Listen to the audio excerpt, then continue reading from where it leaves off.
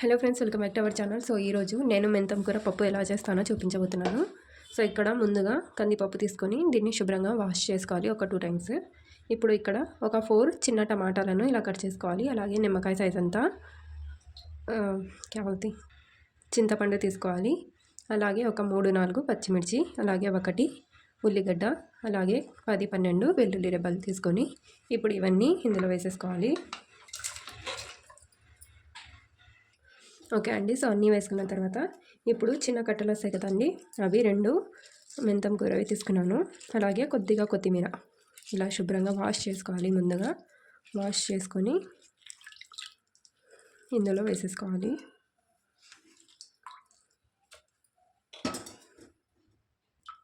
ఇప్పుడు ఇందులోనే ఒక 1/2 టీ స్పూన్ వరకు పసుపు వేసుకోవాలి.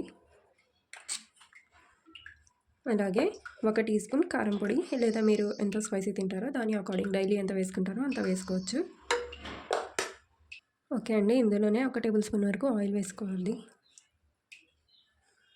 ఓకే అండి. సో అన్నీ ఇలా వేసుకున్న తర్వాత లిడ్ పెట్టేసేయాలి. లిడ్ పెట్టేసి ఒక 4 to 5 విజిల్స్ రావాలి. అది మీరు తీసుకున్న పప్పు క్వాలిటీ మీద డిపెండ్ అయి ఉంటుంది. ఓకేనా. నేనైతే దీనికి 5 విజిల్స్ పెట్టేస్తాను. ఓకే అండి. సో ఆఫ్టర్ 5 విజిల్స్ తర్వాత చూపిస్తున్నాను. ముందుగా ఇలా విజిల్ని కొద్దిగా ఇలా ఎత్తి పట్టుకుంటే ప్రెజర్ మొత్తం పోతుంది. సో ఇక్కడ చూడండి, వాటర్ అయితే లేదు కదా. మీకు వాటర్ తక్కువగా అనిపిస్తే వేసుకోవచ్చు. కొద్దిగా వాటర్ని వేడి చేసి బాయిల్ చేసుకొని వాటర్ని ఇక్కడ ఈ స్టేజ్లో యాడ్ చేసుకోవచ్చు. ఓకేనా. ఇప్పుడు ఇందులో సాల్ట్ వేసుకోవాలండి. ఉప్పు మీరు చూసుకొని టేస్ట్కి సరిపడినంత వేసుకోండి. ఓకేనా. సో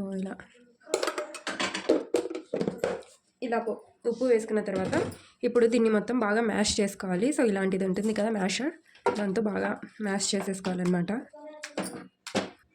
ఓకే అండి. సో ఇలా మొత్తం బాగా మ్యాష్ చేసుకున్న తర్వాత ఇప్పుడు కుక్కర్ పక్కన పెట్టేసి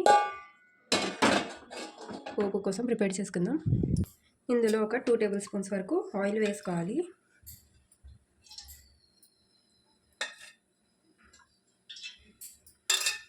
సో ఆయిల్ హీట్ అయిపోయిన తర్వాత ఇందులో ఆవాలు, జీలకర్ర ఇలా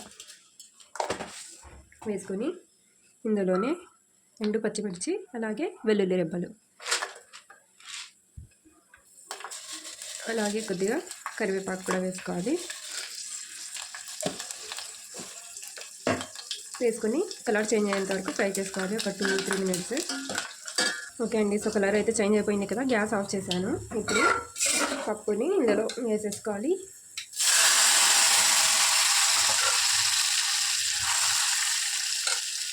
ఓకే అండి. సో రెసిపీ మీకు నచ్చిందని అనుకుంటున్నాను. రెసిపీ నచ్చితే అలాగే ఒక లైక్ చేయండి. ఓకేనా. మరి మీరు ఎలా చేస్తారో నా కింద కామెంట్ చేయండి.